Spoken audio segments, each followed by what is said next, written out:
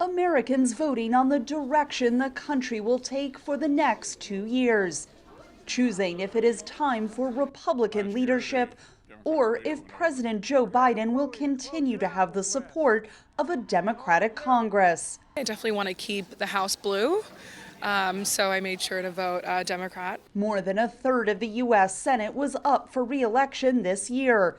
Republicans needed to win just one additional seat to overcome Democrats' narrow majority.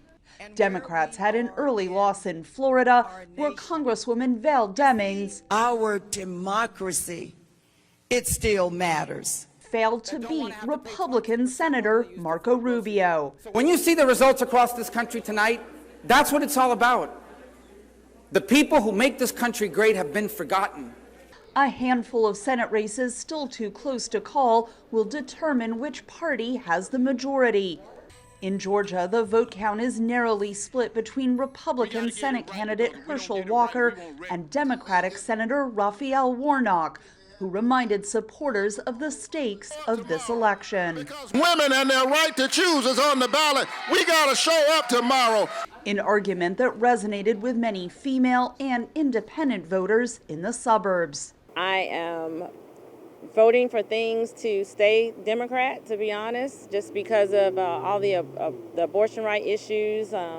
That's really important to me, that a woman still have the right to choose. So that swayed my opinion strongly in the way that I voted. Historically, the party in power loses midterm elections.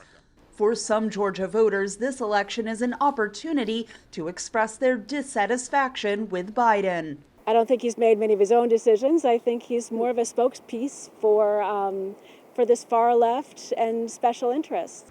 All 435 U.S. House seats were also up for re-election, with Democrats securing some key early wins in the Virginia suburbs of Washington, D.C. There were isolated reports of delays in casting and counting ballots, some due to machine malfunction. But overall, the voting around the country ran smoothly. Officials may not be able to finalize results for several more days. Katherine Gypson, VOA News, Atlanta, Georgia.